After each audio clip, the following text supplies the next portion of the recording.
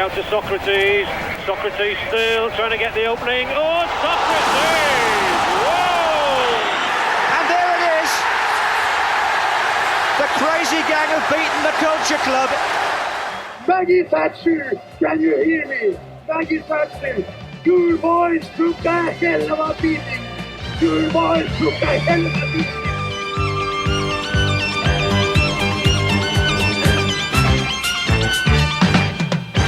Welcome to Your Boys Took a Hell of a Beating, and we're in the library once again, popping into the book corner. We have one of our own on the pod talking about his latest book, author Rob Fletcher. Rob's previously written 1992, The Birth of Modern Football, and Chaos, Controversy, and That Kung Fu Kick, the 94-95 season. But he's done it again and completed his hat-trick and staying very much in the era with his new book, The Final, The Pursuit of Greatness. Welcome, Rob. How are you? I'm good, thanks, Michael. Ready to step back into the 90s as always with these books. So looking forward to chatting through. Well, it wouldn't be you without the 90s, would it, Rob? So no, that's right. Yeah. So cool. So I don't know if we can call this a stag do in true, Your Boys Took a Hell of a Beating fashion, as there's only the two of us, but we'll give it our best shot anyway. I promise I won't take you to Riga or Prague or leave you in a field or anywhere, some unreputable establishment, but we'll go to Athens instead, as that sounds like the right place to go tonight. So, Rob, the book. So what was it about the 94 European Cup final or Champions League final? We'll come back to the terminology and when it was changed in retrospect and all that, that made you think that you wanted to write a book about it. Yeah, well, it's interesting because this is the first final that I ever watched, first European final I'd ever seen. And I think when I started thinking about writing books and in my phone, I've got in the notes app, I just write down ideas that I think would make a good book, which basically is just whatever I find interesting in football generally. And this one was there, but there's always those ideas that keep coming back and you kind of get a new idea and you get excited about it and then you spend a bit of time on it and then you get another one. And this one was a bit like, I kind of keep coming back to this one. I kind of keep coming back to this game and this and USA 94 and Brian Robson joining Middlesbrough, which is all obviously within 3 months of this game-ish. It kind of felt like a sensible one. I'd written about one calendar year in football for the 92 book.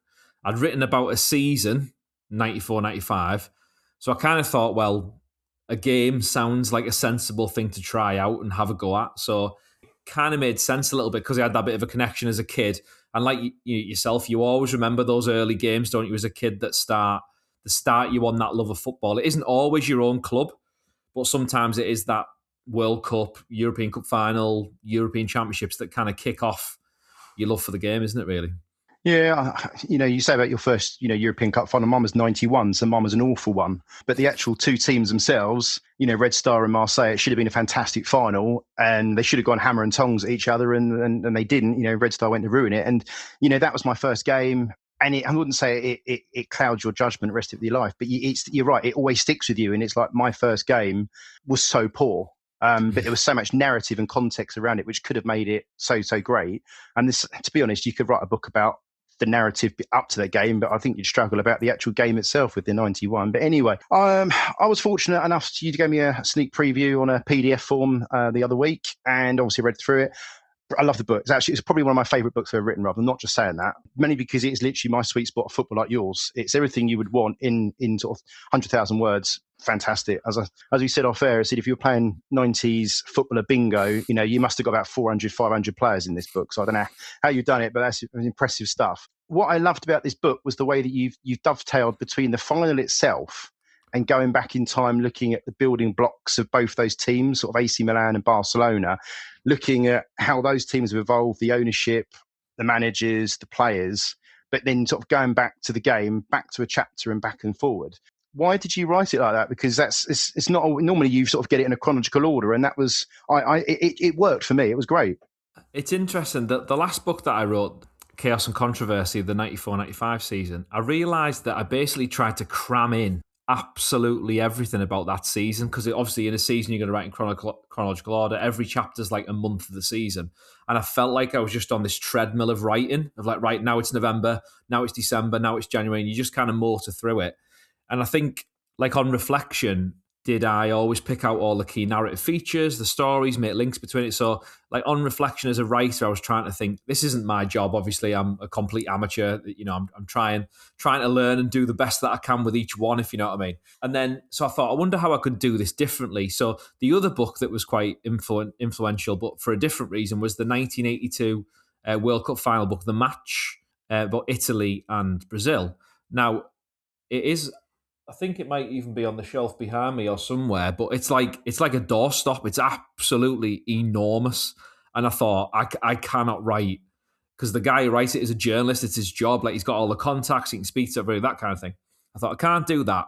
So I was thinking, well, how can I do it that makes it quite interesting? So I'd always liked the idea of playing around with story and narrative. So David Peace, who wrote The Damned United and GB84, which is about the miners in 1984, he writes in that kind of non-linear way. So the Clough book, Damned United, he writes about his time at Leeds and then kind of flashes back to Derby when he was sort of on the rise, and that's then repeated in the film. And then GB84 is basically about multiple characters involved in the miners' strike. So you've got the miners, you've got the government, you've got all these kind of other nefarious characters, and that kind of jumps around in chronology. But it almost like doesn't help you with the geography of where you are. You just have to kind of pick it up through the voice of the story, which is quite interesting in itself. So I thought to myself, I wonder if you could do something where you kind of jumped out of the game a little bit. Rob Smythe, who wrote the kind of Guardian, I think it was like the 20, 30 year anniversary or wherever it was, where it was like that when they do the match reports live for like the Premier League games, he did that, but for the Milan game, as if it was happening like for real. So I'd messaged him about it, and I was chatting to him about because he said to me, what are you going to do? Like, how are you going to do the book?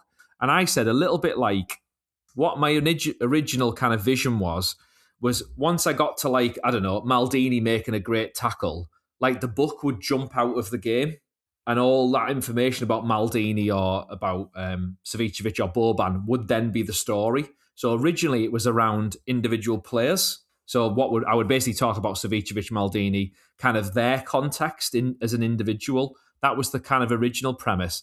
Because again, that's a little bit like, do you know, if you watch any films on Amazon Prime, because they bought IMDb years ago, basically if you pause it, it's got like that X-ray, and you can click on the actors, you can click on other films they've been in, and it kind of adds all that information.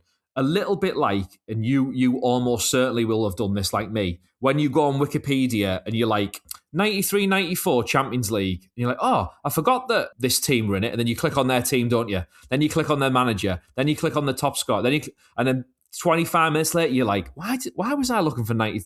And I kind of wanted it to feel like that a little bit, but then the reality is that is actually quite hard to do in a book. So I ended up thinking, well, if we can have a story being told that like is going across the history of the clubs and a bit of context of the season, and then the game is like written about as live, if you like, that might then give a bit of kind of context to some of the things that were going on in the past.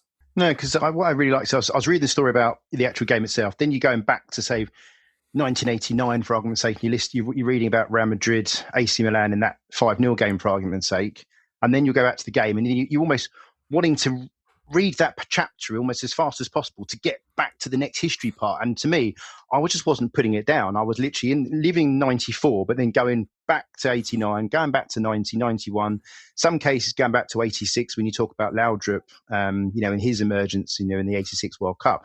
And yeah, I think I read it in about 3-4 days. So yeah, I wasn't very popular around here, and I wasn't very popular at work in the kitchen, sort of just reading it on my phone or on the laptop. But yeah, so no, there's a format. I loved it, and it really, really worked. And the only book I've read that has a similar format, I haven't read the 82 game book that you referenced. I've seen it before. I think I saw the size of it and literally was like, whoa, okay, that's a project to read it. The only other book was a book I read about Black Hawk Down and the pilot that got shot down. And he wrote a book about his ordeal, the actual mission itself, and then getting captured. But into each chapter was going back to how he trained as a pilot, then went to the army, other missions he'd been in, like Panama in 89, for argument's sake, and that really worked as well. So it was different, and I liked it. It really, really worked. So moving on to research, I know you mentioned about Rob Smythe there, and obviously books, interviews. Who have you lent on people wise other than Rob? Smythe, and how hard was it to actually write this book? Was it as easy or as hard as you thought? The research is always a fun part. I think what was challenging about this one is that they're not English teams. So trying to get contacts with people abroad was nigh on impossible. Got very, very close to interviewing Massaro for the book, which would have been pretty amazing, but it didn't. It kind of sort of fell through when I sent my questions through. I think they were maybe a little bit too detailed for what they were expecting, but credit to one of the press guys at Milan. He's actually from Middlesbrough. And he was fantastic in trying to get me contacts at the club. He obviously works at the club. Get me contacts with some of the ex-players and stuff like that. Nothing ever came through, which was disappointing. But at the same time, I totally get it. I understand, it's a bit different to writing in like 442 or something like that, isn't it? But the big thing, obviously, for me is the game footage. So what I actually did was I basically wrote the whole match first. So I literally sat down and thought, right, I just need to kind of write the match. So I watched it like minute by minute, second by second, in 10-second chunks, 30-second chunks. I basically wrote, 15 to 20,000 words or whatever, kind of describing the action. And that's where I kind of fully realised that you couldn't just put this in a book. Like you had to separate it and split it and all that kind of thing. But what that helped me to do was find, well, what stories do I need to focus on having watched the match? What do I need to tell the reader to give context about this game? If I was, if a 25-year-old who was, has only been alive since 2000 and whatever, watches this game, what do they need to know about what's gone before? Because if me and you sat there with someone who's a lot younger than us and we watched this game, we would be like, oh, did you know this player? Did you know that player? And there's the three foreigner rule. And did you know Papan wasn't playing? And Marco van Basten wasn't playing. Do you know how Cruyff put his dream to... You'd just be 100 mile out and this person would be like, can you just let me watch the game? So you kind of start to realise, well, what information do you need to understand the game? So that kind of came out of that while I was writing that. Because I'm a bit of an addict to eBay, it was like, right, there's a book that I can buy that's about Danish Dynamite. I'll have that. There's a book that I can buy about Italian football, Calcio, John Foot. I'll buy that.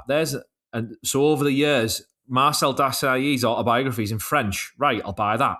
I'll buy a whole year's worth of Forza Milan, which is Milan's club magazine from the 90s. I bought 14 months worth of that in Italian, right? And then I realised I can actually translate it on my phone. So I'm using Google Translate on my phone, hovering my phone over it while I'm typing information into the chapters. So that was what was a bit tricky because you're getting stuff that's obviously not in your natural languages. I mean, there's loads of stuff been written in English about it, but I would have loved to have gone to Milan and spoke to fans for 3 or 4 days or Barcelona or whatever. But again, I'm not a journalist. I haven't got, I'm not on expenses to fly out to these sunny climes. So a lot of it was on books, but a lot of it is, watching old videos, watching interviews, watching old games. Football Alley came in like a dream, watching some of the old semi-finals, watching some of the other games, because I was obviously conscious that I'm writing about a match. So you kind of want to tell the stories of the matches and then try and contextualize some of the other historical elements that come in with it, basically. The only problem is there was I can't remember what chapter it was. I think it might have been like the last chapter, which is like the postscript after the final. I think it was about 3 times the length, maybe 4 times the length, because I was like, right, I'll write about where these two teams are. Well, we've got USA 94, so I've got to put that in. Right, I better talk about 94, 95 because you get Barcelona, Man U. Milan goes to the final again, lose to Barcelona, who are a Dutch team, who've got Van Gaal, who's the opposite of Cruyff, who hates Cruyff, but is successful. So I'll write about that. Right, I might as well write about 95, 96 because that's Cruyff's last season. I should write about Ronaldo coming with Bobby Robson. And then all of a sudden I'm thinking, hang on a minute, I can't. So you do kind of lose yourself a little bit in that research element. You just keep on going. So that's probably the bit where you've got to try and stop. I think even some of the earlier chapters you're on about before, about the 80s, you just run away with yourself, like talking about Saki and everything like that. And I'm thinking, but this is about Capello's journey to Europe. It's not about Saki, but obviously Saki is so successful that it is linked to Capello. So you're just trying to balance out. That's, I suppose, where your internal editor's got to come in when you're trying to actually piece it together. Well, no, I haven't written a book, Rob, as you know, but it's on the bucket list. Don't get me wrong, but Yeah, I can understand the bit of trying to find that line to say, right, we stop and we don't go any more than that, because he said that book turns into something else and it morphs into something that then almost is so far away from where you were. But I'm like you, anything to do with football in that era, you just want to keep talking and writing about it, because it's just so you as a teenager or in your sort of development, as it turning into an adult, that you just want to going back to that period and just writing and talking about it. And what you said a minute ago about that game, and you saying about Papa not playing and Van Basten not playing, I have these conversations at work every day with people. Someone was talking to me the other day about Colombian football, and I said they knew nothing about narco football and Escobar and anything like that. And I was like, "Are you joking me?" So he's got some books coming his way tomorrow. But anyway, but yeah, I can understand. You said the internal editor needs to kick in and say, right, enough, Rob, that's it, got to stop. Yeah. Moving on a little bit, I know we don't want to talk too much about the book or give away too much about it, I should say, because we want people obviously to go out and buy it and don't want to ruin it for everything. But there's so much to talk about these two teams and the format and what's going on, that it would almost be rude not to talk about it. So I think that what I want to start on, I just ask actually, is what was the format of the European Cup for this season? Because around this time, it kept chopping and changing it. It's a knockout, then it's a group stage, but a knockout, then it kept morphing, didn't it? So in 93, 94, what was it at that time? Sometimes when you're researching this, I don't think anybody actually knows. Even when you look at, people slate Wikipedia, but you can't beat Wikipedia, because the people who are on there putting the research in now, they've tied in everything that you can possibly look at. So I always go there first, try and look at the whole decade. And obviously when I wrote the 91-92 book, a lot of that was around kind of how 92 and the Champions League rebranding and things like that came in. Now, if you search for it now, it's called the 93-94 UEFA Champions League. At the time, it was the 39th European Cup, basically. And this is the final. So this is obviously the final, the title of the book is The Final, as in that's the game it's about. But it is the final version of the European Cup. So from a branding point of view, the Champions League refers to the league format. Now, UEFA being UEFA, love to change the names and make sure it's all this smooth sailing and for advertising's sake and branding and all that kind of stuff. But at the time, actually, it wasn't until 95-96 that this was actually going to be a full tournament, where I always think if you look at the programme of the game, it will tell you what the final is. And this one says European Cup, or the 39th European Cup, in enormous letters. The next season has got the Champions League star ball on it. So you know it's the first Champions League final. So that was the first thing I had to work out, because I, like you, probably thought, well, actually 92-93 is the start of the Champions League, and off we go. And it's the Champions League from then on. Obviously, we'd had a group stage before, but that's when the sort of things changed. What happened this time is if you won the group stage, so there's always been the qualifiers, and there's always been like a preliminary round where some of the champions from the smaller clubs. So we still had that. So you've got a pre-first round, if you like. And then obviously in the first round, which again, September time, 2 legs, home and away, that's when your Milan come into it. That's when you get Manchester United, Galatasaray, Barcelona, all those kinds of teams. They all come into that. And what's quite interesting about this was, especially when you think about these teams, is that Barcelona only got through by 1 goal, beating Dynamo Kiev 5-4 in aggregate, and Milan only won 1-0 in aggregate as well. So it's not like they were sort of beating everybody at this point. So after that, then we got a second round. So we still haven't got to the group phase by October, November time. So we have a second round that goes into that. And then, incredibly, the group stage happens. Now, what's really quite interesting about the group stage at this point in the Champions League, I do personally feel now that our view of like Champions League football is massively warped, isn't it? Because we've got this big, enormous league structure. The games go on forever and all this kind of stuff. And then in recent times, the group stage would finish, then everyone would have a break, wouldn't they? They'd just go and play league football. There'd be no internationals, no European football. You'd have your Christmas period. It would be hammered through. At this time, which is quite incredible when you look at it, there were only 2 group games before Christmas. And then the remaining 4 games come after. And they don't start until March. So between the 8th of December and the 2nd of March, for Barcelona, there's no Champions League football at all.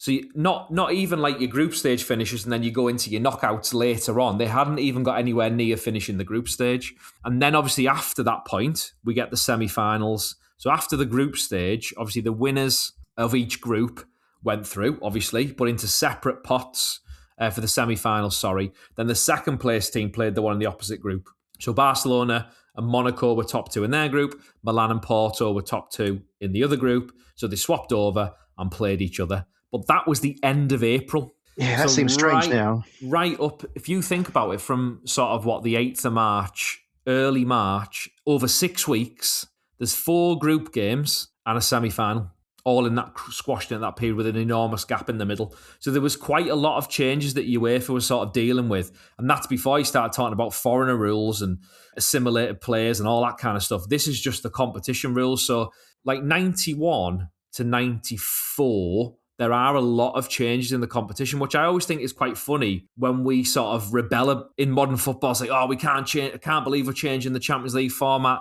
You know, they've told us 18 months in advance what's happening. This was season by season. Clubs were having to react to and reflect on those changes all the time. Yeah, because I think that was my take on this period was that, as you say, it kept changing when I was a kid, and then when I look at this now, every year in Wikipedia, because you're right, you look on Wikipedia at this stuff.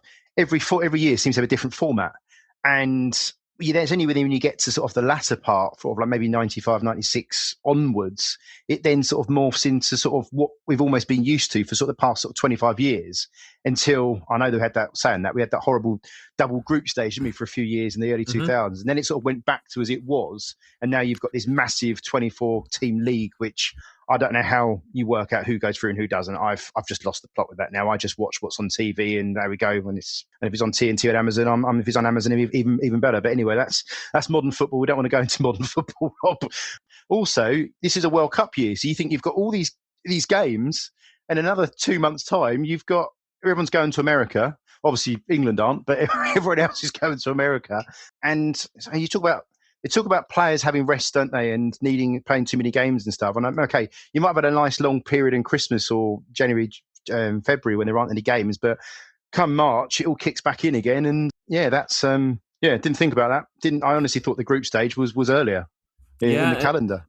And it's funny when you it's only when you go back. It really is only when you go back and when you look at it and you look at how they're trying to manage the calendar. Because remember, do you know what? This is one thing that I didn't quite understand when I was a kid. So this 93, 94, I'm like, what, eight going into 9, right? So I'm starting to kind of follow football a little bit now. I'm starting to understand it a bit. You start to understand who's playing when, watching more matches of the day, that kind of stuff. But you don't realise how the international calendar is not joined up. So basically, I didn't realise this until Juninho signs for Middlesbrough in 95, because all of a sudden, he's not playing at the weekend because he's on an international fixture getting ready for the Olympics with Brazil. I'm thinking, but why? But he should be playing for us. Like, obviously, when you're 10, you think, you know, your best player who is incredible should be there every week. But no, he's gone to fly to Brazil and he's gone this day and he's played. I never really understood that. And that never really occurred to me at the time that we'd ever have like a calendar that was all coordinated. And obviously now, I know, again, not to dip into modern football, but I think next year, isn't it a 3-week international break, I believe? So there's something like they're going to play 4 or 5 games over a 3-week period to extend it to not have multiple other break. I mean, but this is, again, people think this is like UEFA meddling with competitions. UEFA has been meddling with competitions forever. Well, basically since the early 90s, because one thing you were saying there about the double group stage, remember, between this point that we're talking about in the double group stage, the second place teams start getting invited to the competition. So 98-99 is the first final with no champions in it. Well, I was going to come on to when do those teams enter, but yeah, it seems like a good subsection to kick in. So when do the actual teams that aren't actually the champions actually enter? What year was that? So that, again, because the format keeps changing every year, so you carry on with the champions for a couple of years. So this is when I tweeted about this the other day, actually, because when I looked, somebody had tweeted about teams getting to consecutive cup finals, I think it was, and consecutive European Cup finals. And I tweeted out about the 90s finals. So you've got Milan do 3 in a row and win one of them. Ajax do back-to-back and win one of them. Juventus do 3 in a row and win one of them. So again, that period of time that people are saying now PSG are going to go back to back and all this kind of stuff. In that mid-90s period, it was literally three super clubs. Marseille had 91 and 93. Barcelona had 92. So you had actually quite a small amount of clubs because they were winning multiple league titles. So they're always able to find themselves in there. So then the next thing that happens before the second place teams come in is you start doing these kind of sort of these association rankings, basically. So 96, 97, that's what comes in next. So they start ranking the champions effectively. And this is when the coefficients start to hit, which is probably what people think about now with, the Premier League's got this coefficient, so we've got 5 places, whereas the Estonian League, whatever their coefficient is, they're probably in, preliminary round 5 in the middle of June, starting their qualification. So they start preparing, I suppose. If we want to be cynical, we want to say pandering to the big teams, don't we? Because if you remember back in the 80s, people like Berlusconi and everyone in those big clubs were saying, well, I don't want Real Madrid in the first round. Yeah. Because then I'm out. Well, that was 87, wasn't it? Napoli, Real Madrid. It's like you can't have the Spanish champions, Italian champions meeting in the first round. That's not on, Exactly. So this is where it's like that all then changes again. So what happens in 97, 98, and again, this is where it starts getting a bit mad, doesn't it? Now we get more groups. So they had 6 groups instead of 4 in 97, 98. And so what happens now is the runners-up start to enter at that point.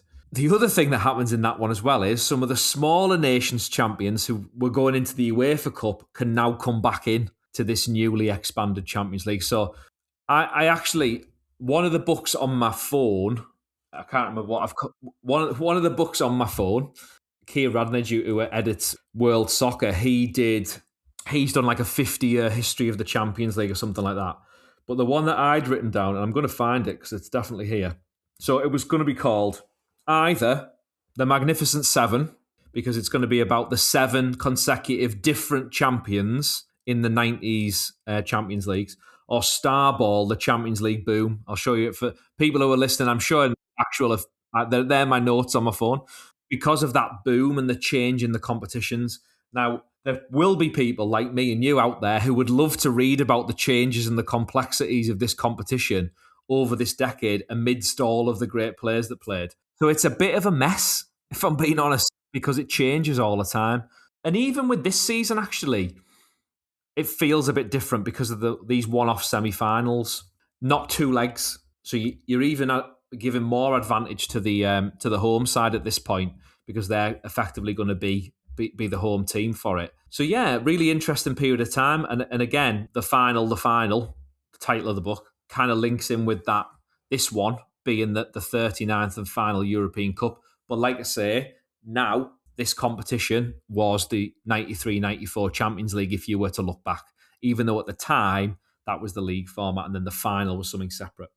It probably eventually gets a bit confusing. I wouldn't say boring, but it almost just morphs, doesn't it? And you lose, very easy to lose where you are in chain of thought of when the second teams come in, the teams that were then, as you say, in the UEFA Cup, sorry, I'm talking modern language, how dare me. And then they're put back into other competitions. Yeah. I'm already spun out actually. So let's move on from that because that's a bit confusing. So I suppose what I want to do is, because obviously there's a match itself, but in terms of Barcelona and AC Milan, these are probably, if not the 2 biggest teams in Europe at this point. And I think to get a final that perhaps both the best teams or biggest teams in Europe to actually play each other, would you say is rare, or do you think I'm overlooking that? Because to me, these are the best 2, and it's just these 2 should be in the final, and it happened. Yeah, and I think it's not to allude to post-90s football, but it's not necessarily the champions of the league anymore that are in it. And I think because Barcelona are on their sort of hot streak of winning titles at this point, and Cruyff's completely transformed the club from top to bottom. This is their 4th league title on the run before they get to this final. You look at Milan, obviously Capello's taken over from Sacchi, and where Sacchi only actually won 1 league title, even though he's got his 2 European Cups.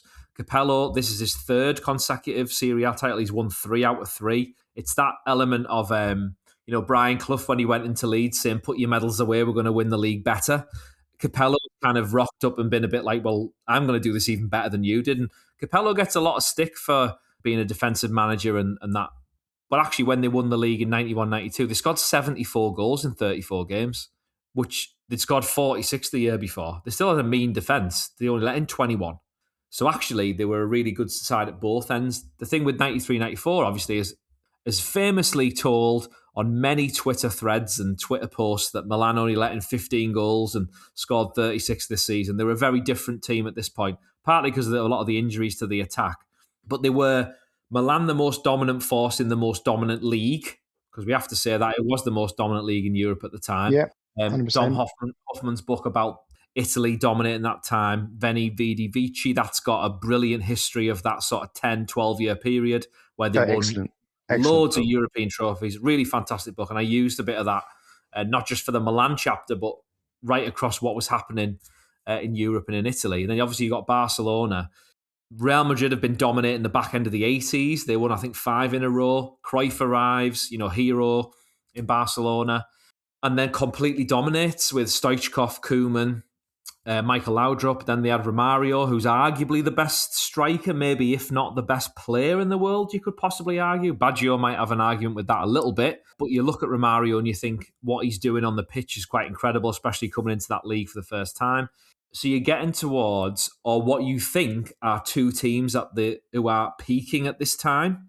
Now, in Barcelona's case, maybe they weren't peaking. Maybe the sort of cracks were starting to slightly appear. Because me, as an 8-year-old kid, I was thinking this is the greatest two teams I've ever seen in my life. And then obviously Barcelona do what they do in the final, Milan do what they do in the final, and it starts to reshape how you think about it. But certainly at the time, this was the final that I think everybody wanted. Because if you think, no disrespect to Monaco, obviously no disrespect to Porto at all, but the other teams in the group phase were Spartak Moscow and Galatasaray, Werder Bremen and Anderlecht. So at this point, these two are the teams who you want in the final, really. And we got the right final at the right time, I think. Yeah, I would agree with that. And I think that I want to ask you about Barcelona because we're in this horrible period of the 3 foreigner rule, as you mentioned earlier on. Obviously, Romario, as you said, is probably the best striker in the world. Is he the best player in the world? I'm always going to lean to Baggio, I'm afraid, Rob, because I'm really biased towards Roberto Baggio. Yeah. But is Romario's signing what causes the cracks at Barcelona? Because to me, I think it is because of what it does to Laudrup. What do you think? So it's very interesting again. So if we look at the foreigner rules, were very different around the world, around Europe at this time, because there's lots of things changing. So in Spain, you are only allowed to have 3 foreign players on the pitch. So what they did in the league was they rotated the 4 of them within the game to only have 3 on the pitch at any one time. So, I don't know, Koeman would come off after 60 minutes and Laudrup would come on for the last half an hour. Romario did start most of the games, but Laudrup did start quite a lot of these games during the season. Stoichkov was usually either angry, suspended, or fighting or arguing with somebody. He missed games. Naturally, Laudrup could take that place. Effectively, if you look at the previous 3 titles, where you've got Laudrup as that sort of creative centre point, the ultimate team player, if you like, you're prioritising the minutes of the ultimate individual in Romario over Laudrup. And obviously, when it comes to European competitions, he can't be on the bench. So where he'd started to have that role of sub, or he would come off after after half time or after 60 minutes or whatever, they couldn't do that in this competition, unfortunately. Obviously, Manchester United fall foul of that when they go to the Nou Camp the year later and then get embarrassed by Barcelona. But it is a really tricky kind of period for clubs who are trying to build in this way. And I know we'll come on to Milan's foreigner situation, but at Barcelona, Cruyff, I'm not going to say it was his Hullet, Rijkaard and Van Basten, but obviously because you're only ever allowed 3, teams start to build around 3. So Inter Milan have got Klinsmann, Muller and Bremer as well, haven't they, in Serie A? So you've got the spine of his team is Koeman, Guardiola, Laudrup and Stoichkov with Zubizarreta in goal. That's the backbone of their side with Amor, Baquero, everyone else that goes along with it. And then they pull that piece out and put Romario in. And that changes the dynamic of the dressing room and of the actual football output is probably the biggest thing. Because when I was talking before about how I tried to write the book, I kind of feel like I wanted people to like watch the game as they're reading the chapters or reading through it. Like I do think you should watch the game probably before you read the book. Just watch the game solely and then go back in, because actually there's so many stories about maybe why the tactics weren't working, why the system wasn't working that it worked so well in league football, because they didn't have that conduit between midfield. I don't know how you saw that, because I tried to kind of emphasise that quite a bit in the book, that the build-up basically ends at the halfway line on almost every Barcelona attack. It doesn't get any further than kind of Albertini and Desai, and then Milan's defenders really don't actually have a lot to do. No, I think there's a great quote in your book that basically says, Barcelona value control and Milan value an unbreakable unit. And I thought that sums it up perfectly, that Barcelona, very similar to Pep today, they want to control possession, want to control the game. Everything's orchestrated and everything's almost, I wouldn't say premeditated, but it's planned, isn't it?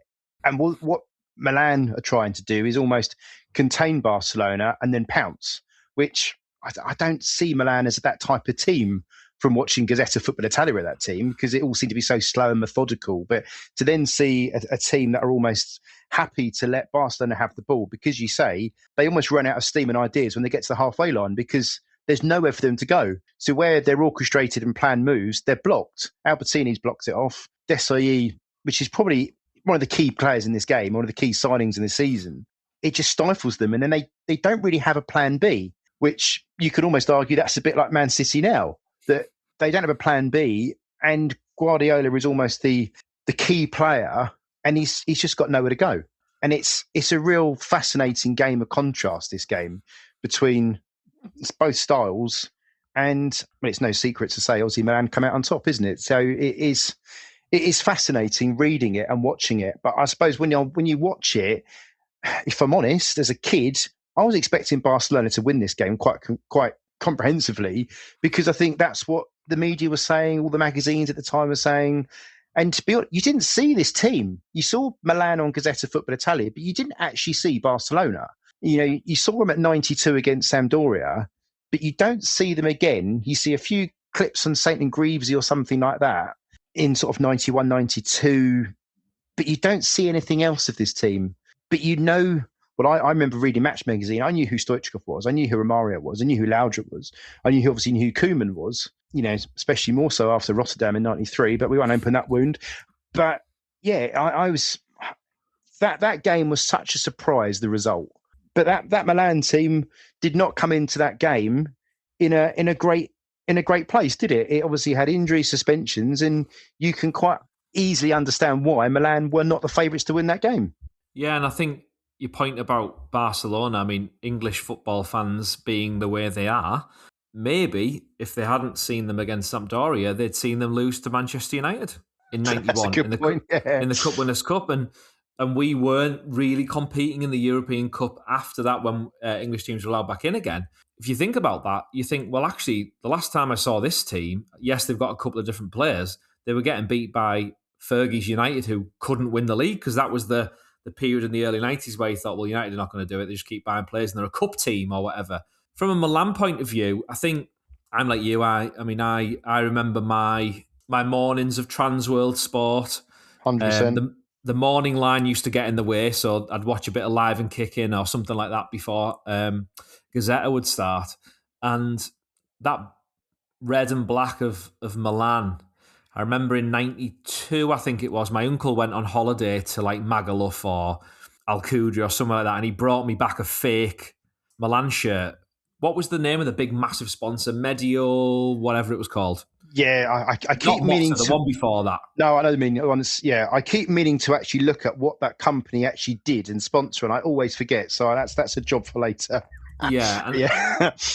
and I think he brought me back one of those shirts. So right from then, I was Milan. Because when you're impressionable, he'd given me videos of... I tell a story time. He'd given me videos of Gaza. So I knew about Gaza. I knew he'd gone to Italy. I knew he played for Lazio. But then when I got a Van Basten shirt, he also got me a Vialli Italy fake shirt and a Papan fake France shirt. You know what I mean? So the three players that I'm looking up to are Gaza, well, four players, are Gaza, Vialli, Van Basten, and Papan. So I'm like, I'm all in on this team. It's not a bad 4 players to look to start off with. And at the time, Championship manager, I think 94, 95 it was, I think, or 93, 94, brought out an Italian version of the game. And who was I? I was Milan. And all the time, I'd be looking at how many amazing players that they had. But if you look at that season in particular, this is the one of the big things for this season, that the 3 Dutch players are not there anymore. So Van Basten doesn't play, Hullet isn't there, and Rijkaard isn't there. So that is very different for them as a whole club. So they don't have that same sort of attacking, probably aggression is probably what I'd call it, because they were so powerful in attack. Daniele Massaro was kind of the top scorer. He got 11 in the league, but he kind of really came into the fore at this point. Which, interestingly, when I seen USA 94 and he's starting loads of games, I'm just thinking he's this absolute superstar because he scored a couple of goals in the final. I'm watching him start in the World Cup. Not until 15, 20 years later that I'm reading about this Milan side that he was not a journeyman, but he was a squad player, rotation player, whatever you want to say, a winger who'd eventually become a striker because of all the injuries they had. So it's quite interesting again. You know, you could argue that the Papan signing didn't work out at all. Only we're into his second season at the club, and already he's kind of been written off a little bit.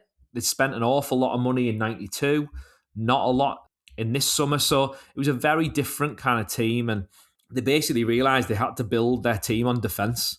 So when you actually look at their results, I mean, what's very interesting about this side is they didn't win any of the last 6 games of the season, not one, because they'd been so far ahead because they were so dominant at one point. They won 9 on the spin. So basically, they were getting that far ahead of other teams that a few points would do it towards the end. So it was quite an up and down season for them.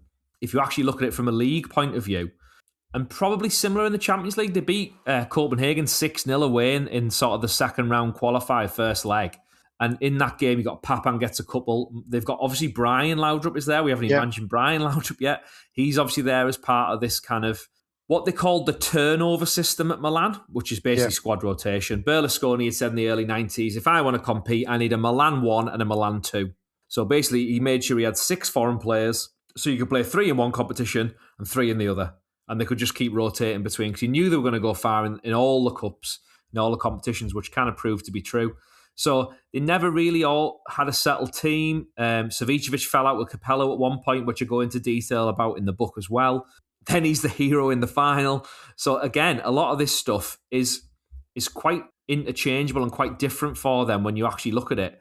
When I was looking at the like the player statistics and appearances and things, so Serie A at this point was a 34-game season, and Daniele Massaro, who I said was the top scorer with 11, he started 17 and came off the bench 12 times in the 34 games. So even when you look at that from a striker's point of view, he wasn't a nailed-on starter. There's only really sort of Rossi, Baresi, Costacurta, and Maldini who started over 30 games. And 2 of them were suspended for the final. so when you look at it, it's a very kind of, I mean, Capello manages it really, really well. Like, for example, Savicevic only plays 30, makes 30 appearances in the whole season. He only scores 4 goals. That's mad, but he's such a genius and such a creative player. Oh, yeah. And he's a magical player, Savicevic. But again, another player who's, if he's not getting his way, is a very, very difficult character to manage. And as you said, he stormed off and he wasn't playing for the club a number of times. And then he ends up being a hero. But that's Savicevic, and that sounds like a bit like Stoichkov as well. Those type of players, they're all hot-headed, but they offer something that the normal player can't do. It's these moments, I suppose, that make the Milan team in that final. It's almost like, I'm not going to say it's the power of the individual over the team collective, but actually Milan's individuals all play brilliantly because they execute the team plan so well that Capello basically, they call him a pragmatist and he's defensive and whatever else. He's the classic manager. I'm not going to say Ancelotti's similar to him because they are quite different. But in this game in particular, not necessarily looking at Capello's time at Milan overall, he puts players in positions where they can be their best. And that's the biggest thing he does. And that is probably the biggest credit you can give to him for how he set up his team, because obviously they had a couple of weeks off before this game as well from the league season, whereas Barcelona were going right up to the end. Obviously, they had another thrilling last day where they only tightly won the league again, which again maybe was I'm not going to say a complaint when you look back over Cruyff's titles, but actually they were always almost won on the last day by goal difference by very few points. So when you look at it, Milan were a lot more dominant, I think, domestically than Barcelona, but they still won those titles. So very interesting dynamic between the two teams when you look at that sort of team collective and maybe the individuals that were supported to be a great team by the manager. Yeah, I think you mentioned about Massaro, and I think Massaro is one of the most underrated and most decorated players there is in football. I know he goes to the 82 World Cup. Don't think he actually comes on, but he gets a medal, a bit like Baresi actually, but doesn't actually get any minutes on the pitch. And there he is, as you say, 12 years later, playing a starring role for Italy in the USA 94. Probably shouldn't be the first choice. He should be Signori up front, but Saki wants to play Signori on the left in the World Cup and wants to play Massaro in the middle because he's managed Massaro and he will do what he's told, and what he will do. He's got the work rate. He's not selfish. He's not a prima donna. He ticks all those boxes, doesn't he? And I think that's why he becomes so important for Capello in that last part of the season. Plus the fact Papan's injured, and obviously he's got no Van Basten, of course, because of his ankle. He can't play Raduccio because of the foreigner rule.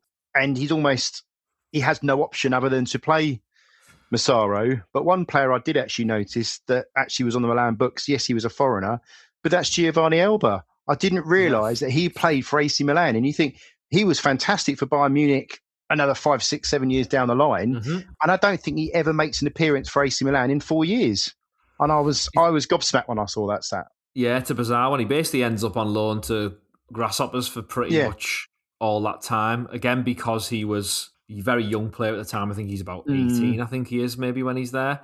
And scores a lot of goals in Switzerland, a lot. And then he goes to Germany and scores a lot of goals. But again, he's probably 7th choice foreign player at Milan, even if he's a sort of young prospect. So again, this was another part of the model where they try and buy players and then loan them out and then maybe bring them back into the fold. But it's interesting mention there about Massaro and Saki. When Saki was at Milan, he didn't like Massaro. Didn't want to play him, didn't really think he was that good, disagreed about what position he should be playing at, and actually sent him out on loan.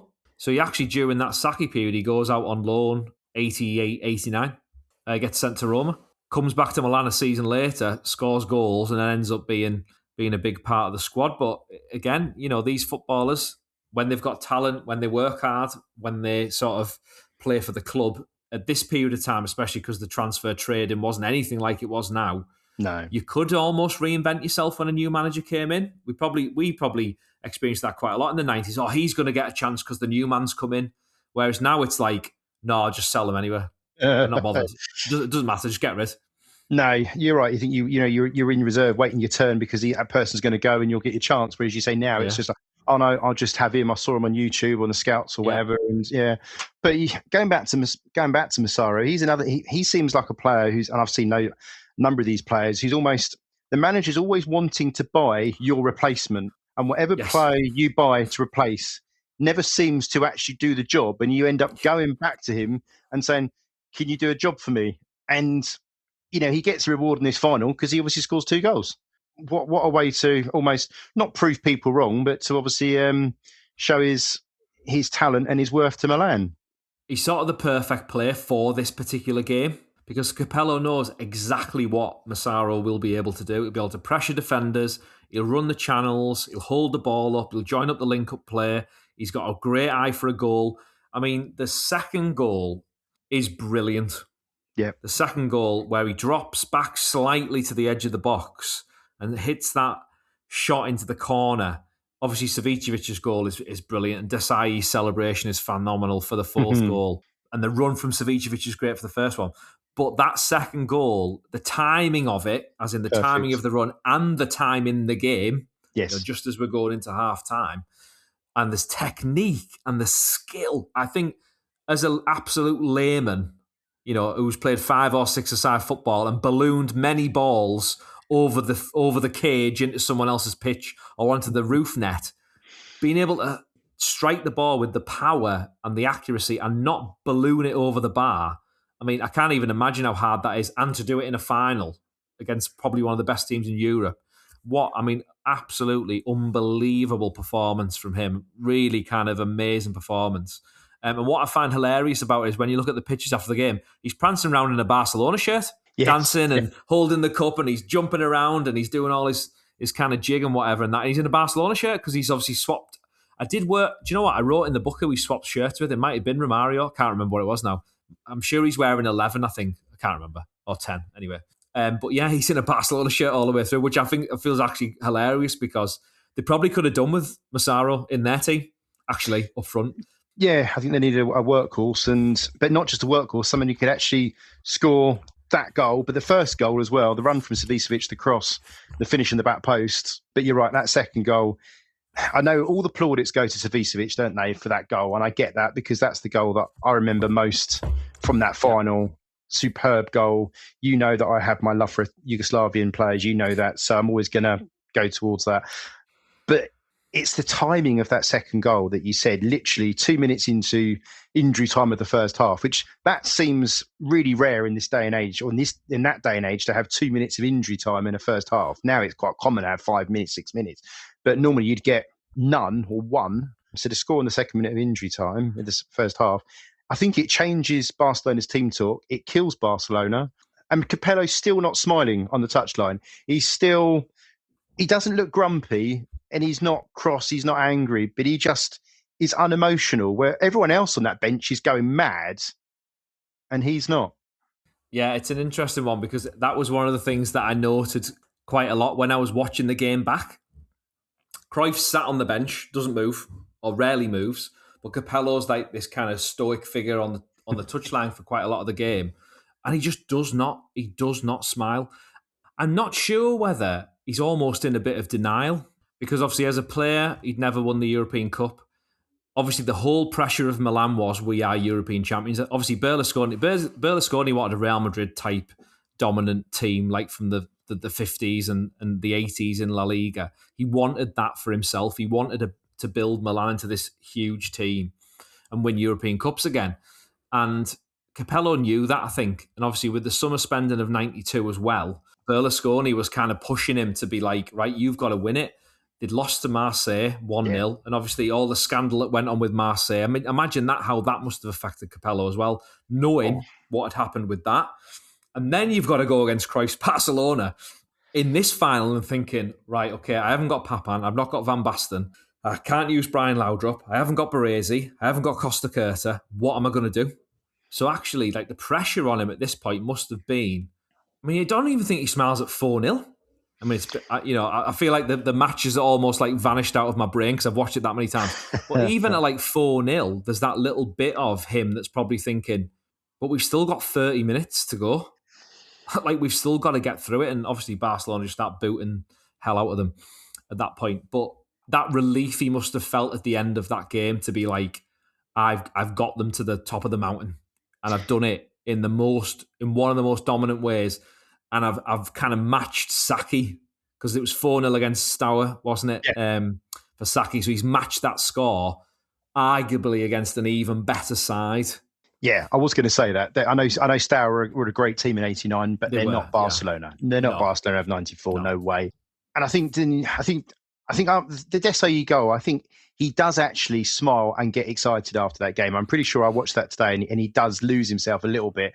But you're like, he's taking you to get to 4-0, but the game's over. I think he knows it over. But I think it's the relief because I think he's lost in '93, which he shouldn't have done. I'm sure Milan were the favourites going into '93 because the amount of 100%. Money they'd spent. I know they had Van Basten in that game. He was nowhere near where he should have been.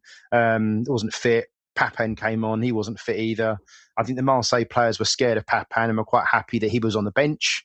And I think psychologically, if Papan started, that would have helped Milan, even if he wasn't fully fit. But yeah, it's the relief and I think knowing that Berlusconi is such a tough man to please, and the only thing you can do to please Berlusconi is win. No second best doesn't come.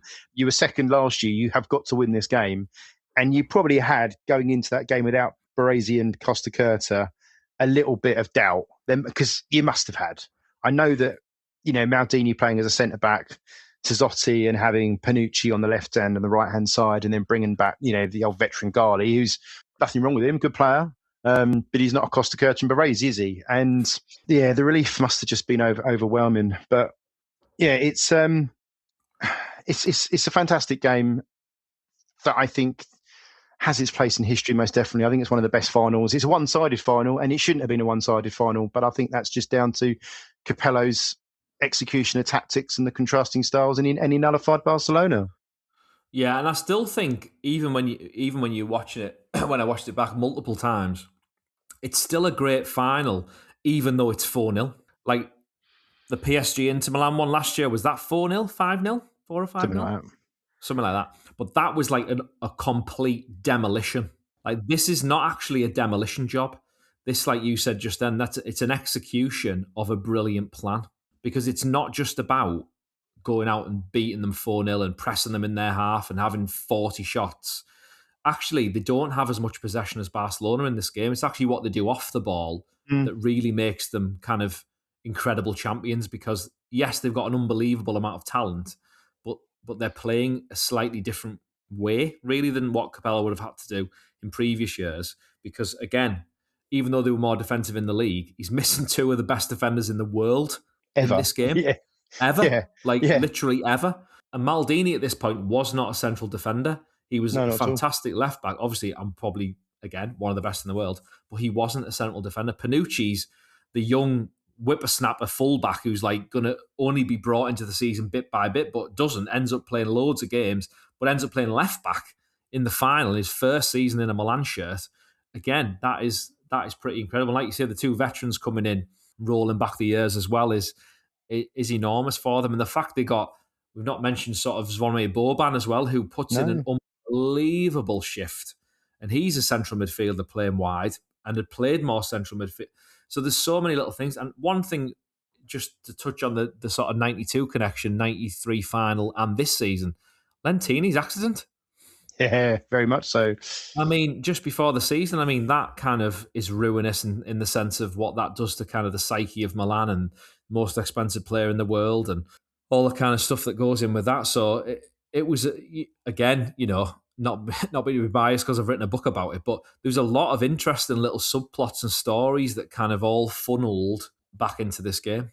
Oh, 100%. And that's why I think that's where I loved reading the building blocks of this game, because you said there's so many different subplots and subcontext, and you can go back 6 years, you can go back to Lentini's crash, driving his Porsche with a dodgy tyre. You could, and there's so much happens leading into that game that, yeah, it's just a very, very, it's an excellent game of an amazing time, of course, and period. But there's just so much around it that's just worth reading, and I think we haven't gone into a great deal of detail, Rob. So that's great, because it means people can actually go and find it out themselves and get in and read the other bits.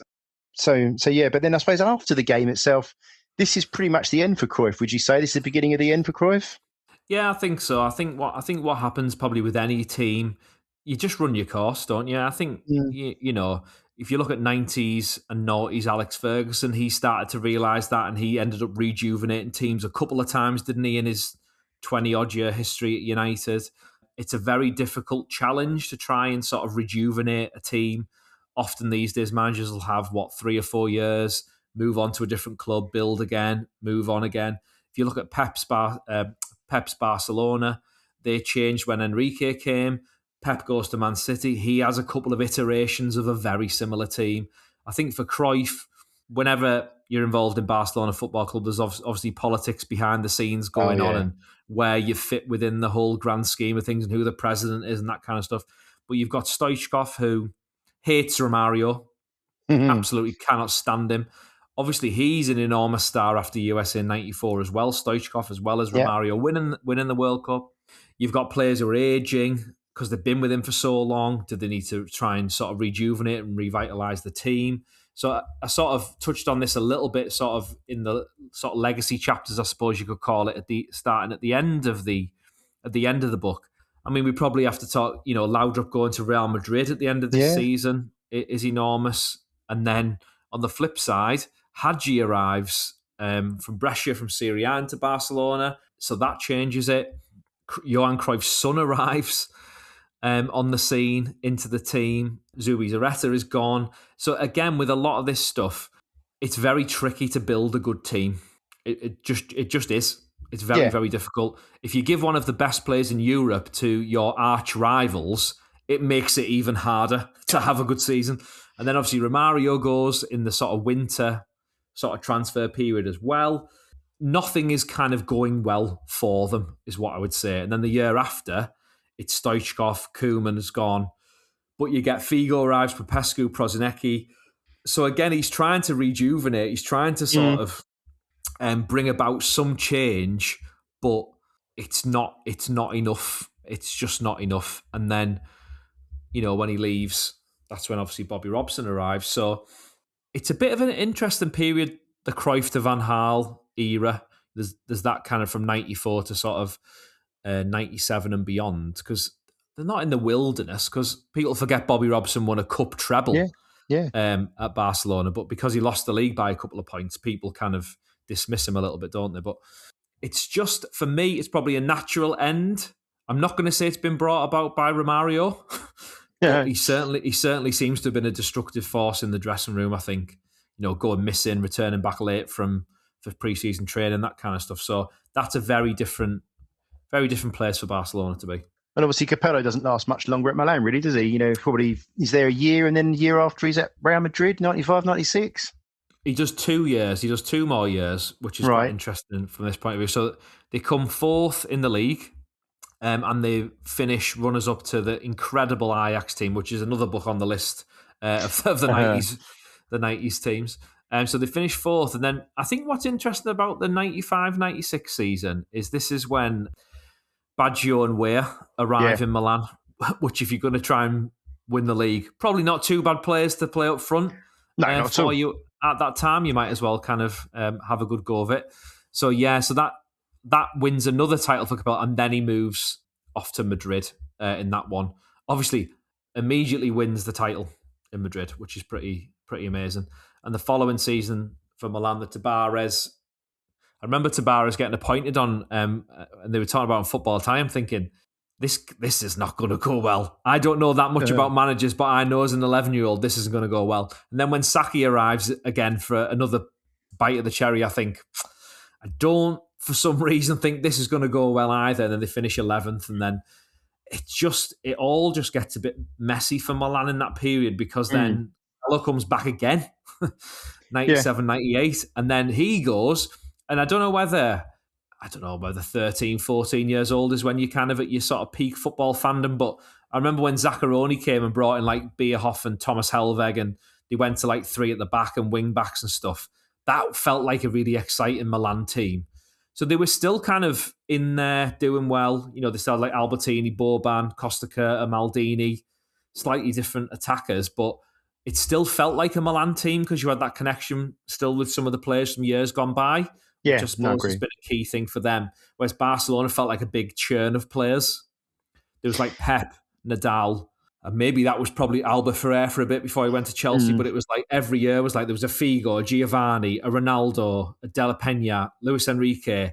It was a bit more of a churn. It felt like they would just sign loads of superstars, whereas Milan felt like they had a bit of a spine that went on for a little bit longer. Yeah, no, I agree. But no, that's... It's I know I mentioned it earlier, it's a fantastic book. It's definitely worth reading through it and going through it and reading all the subplots and the actual game itself. It's a fantastic piece of work, Rob. Thanks, Michael. And I said I'm not just saying it because I'm talking to you tonight, but it is one of my favourite books I've ever not written. That's me. Sorry, I've read. Sorry, just because it's just everything I love in football is in that book that I'm putting in front of the screen now that I picked up the other day. You sent to me. So yes. So anyway, moving on to the and finally section, the tradition on your boys took a hell of a beating. I sent to you earlier on last week the top 40 movies or the top 30 movies and the 100 songs in the charts. But I will go through the TV listings of what was on TV the same night that the European Cup final was on. So BBC One obviously had the European Cup final with Barry Davis and Liam Brady commentating. I didn't realise it was Liam Brady was a co-commentator until I read this. I honestly thought this was on ITV. I did not realise it was on BBC at this point. I think it was the year after that it went to Champions League on ITV with Brian Moore, Alan Parry, and Clive Tilsley. And I'm positive the Barcelona Real Madrid dubbing was on ITV. So I was quite surprised when I saw it was on BBC, but I was quite pleased it was Barry Davis for this one. And it was followed by the news. And then after that was Inside Story with the manageress Kieran Brady as managing director at Birmingham City, with an interview with David Sullivan, which I thought was very apt with her recently resigning from that role at West Ham. But there was a documentary on Kieran Brady because obviously she just joined as the first female managing director at a football club. So that, yeah, I thought that was an interesting point. So on BBC Two, they had a travel programme at 7:15, followed by a case for fox hunting at 7:30. Followed by The Net, which was about computers that fail up to expectations and classrooms of the future in remote Scotland, and software pirates, which I can only presume was copying Amiga discs back in the day. Or copying tapes if you still had a Commodore 64 in those days. Yeah. And then a countryside magazine after with Lloyd Grossman talking about his love affair for the Cotswolds. Nice. Very gentle programming for BBC Two there. Yeah, so a very a definite alternative if you didn't like football on that channel. Yeah. ITV, very, very predictable. This Is Your Life. I don't know who was on that night. Coronation Street, and then 3 Men and a Baby. Not even 3 Men and a Lady, a little lady, the last one. It was the first one from 87, followed by the news at 10. So I think they'd pretty much realised they weren't going to win the ratings against the European Cup, against AC Milan and Barcelona that night. And Channel 4, very Channel 4, the news, Brookside, Food File, Dispatches, and Fraser. Nice. So Fraser, okay. I don't mind that. I was on at 10 o'clock, so you could have watched that after the game. But it's all about the European Cup final as far as I'm concerned, and the TV listings on that day. I thought it was interesting just to look at what was the other three channels were offering on that night, because that's all we had. Thanks to the beauty of the internet, I found out who the This Is Your Life person was. Oh, go on. Who was it then?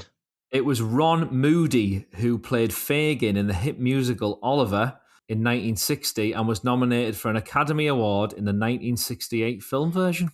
Right. We're watching the European Cup final. We're watching the European Cup final, I think. Yeah. Right. So moving on from the TV to the music. So I gave you the official charts for the 15th of May to the 21st of May. What are you illegally recording off the radio top 40 that week? Right. I don't even know if I want to admit this, but I actually really used to like as a kid the Come On You Reds Manchester United Football Club song, which was number one at that time, which is a little bit embarrassing. The other one that I did actually quite like, that was number 3 in the charts, was Around the World by E17. Some great pop hits from E17 around that time. To be honest, looking at that top 10, maybe even the top 20, people go on about, the 90s was brilliant for music and all this kind of stuff. I'm looking at this top 30, top 40, and I'm thinking, not 100% certain where all these good songs are, because they certainly weren't in this week in 1994. Well, I laughed when I saw it as Come On You Reds as number one. I did laugh at that, and I smiled at that. And I actually watched that on YouTube today. And once you listen to it, you'll have that tune in your head for the rest of the day. Yes. So don't do it. And I think it was based on a Status Quo song.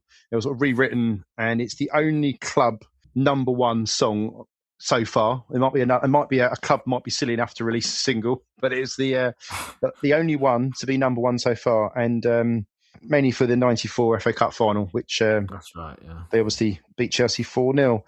For me, I do remember Around the World, E17, Sweets for My Sweet CJ Lewis. I still like that song now. It's one of those ones, do you admit that? But, we're all friends. Yeah. The Real Thing, Tony DeBart. I still like that song. Number 6, Crash Test Dummies. And that was always on VH1 and MTV around that time. I didn't like it then. Don't like it now. But, just a very monotone song, singing. Well, I wouldn't even say it was singing, to be honest with you. Getaway Max at 13. I don't know if you know that song, but I do like that song. If you haven't, I've heard. I bet I'll listen to it afterwards. I bet I've heard it before. Yeah, you listen to it, you'll message me and say it's utter rubbish, but that song I don't mind, and like to move it reel to reel, move it. That's a classic. And then what did make me smile? 23. No one can stop us now. Chelsea Football Club. This was obviously their FA Cup final, and I got news for you. Man United did. They won 4-0, so they did stop you. And I listened to that today as well, and that is forgettable to say the least. Yeah. And I think Dreams Cranberries at 31 and Set You Free Entrance at 60. That's definitely I think that was re-released the year after, and it was big then. But that's a song that I still listen to now. And I think that's it. So your point about 90s music and where it was brilliant and where is it? Yeah, I think you're right. That's about as good as it gets for that one. And if I'm honest, I think it's the same for the movies as well. So I sent you the movie list. Yeah. And this is the top 45 movies of May 1994. What are you watching at the cinema, or what are you avoiding at the cinema, Rob? Well, I always remember, obviously, I wasn't of an age to watch Four Weddings and a Funeral, but I remember that Wet, Wet, Wet ruined the charts for weeks and weeks and weeks with that song. Yep. I remember going to see the Flintstones movie at the cinema. Yep. And was quite amazed that they managed to make a live action version of it. I think I saw it like when my son was about 3 or 4, thinking this is atrocious, absolutely awful.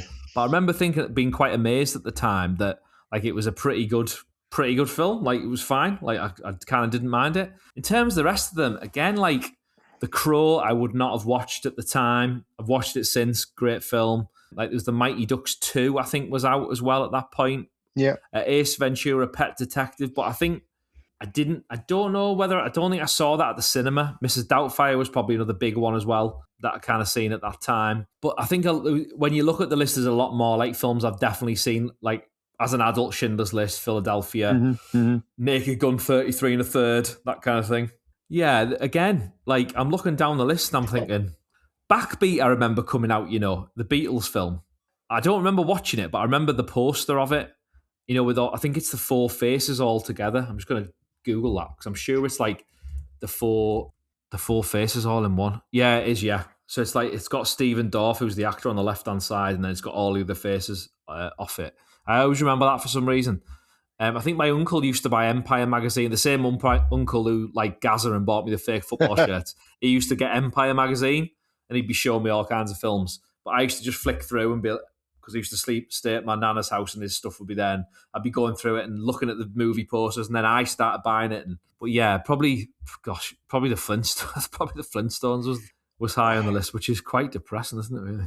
Yeah, I think I was 12 at this time, so I think the Flintstones. Again, embarrassed to say that, but it was what you could watch at our age at this time. Yeah. And then I think you're quite right about what you say. You watch as an adult, sort of retrospectively, and Schindler's List's on that list, Philadelphia.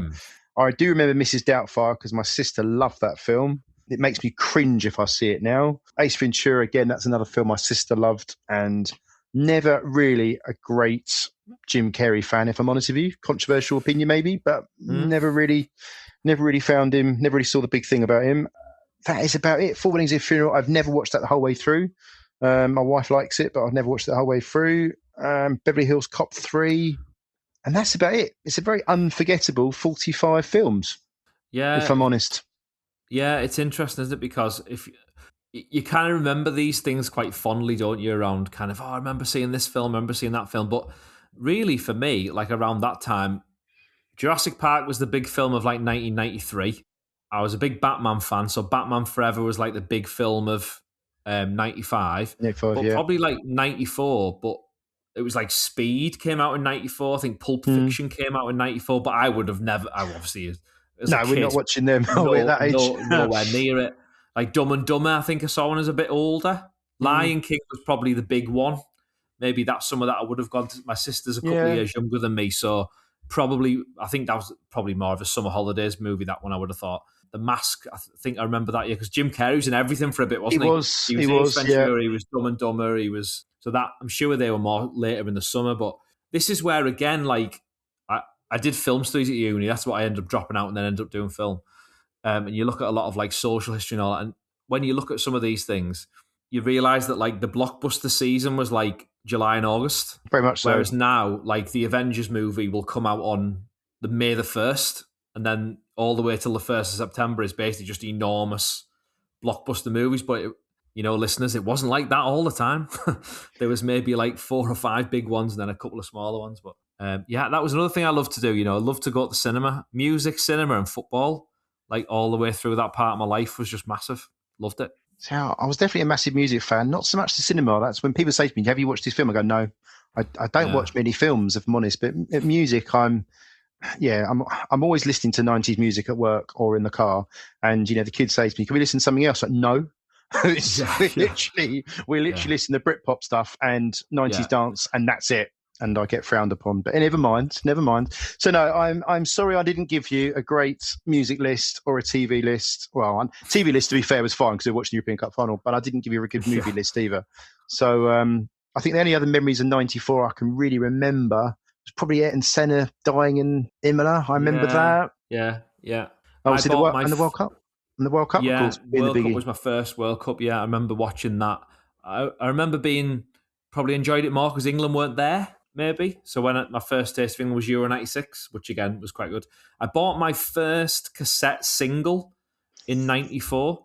I've just checked who it was, when it was. It was Pat O'Banton, Baby Come Back. Shocking. Featuring Ali and Robin Campbell from UB40. And that was September 1994.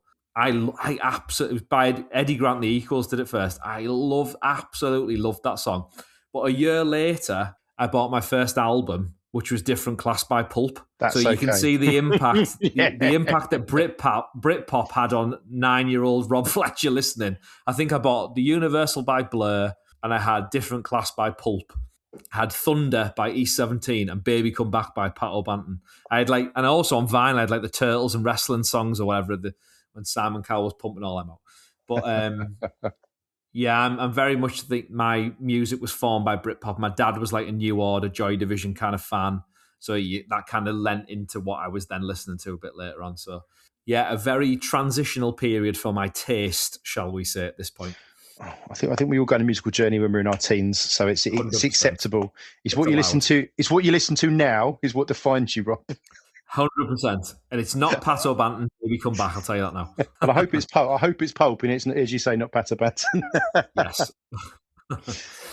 Right, so that leaves me to basically say thanks ever so much for tonight, Rob, and going through the final, the Pursuit of Greatness. Have you enjoyed your debut on Your Boys Took a Hell of a Beating?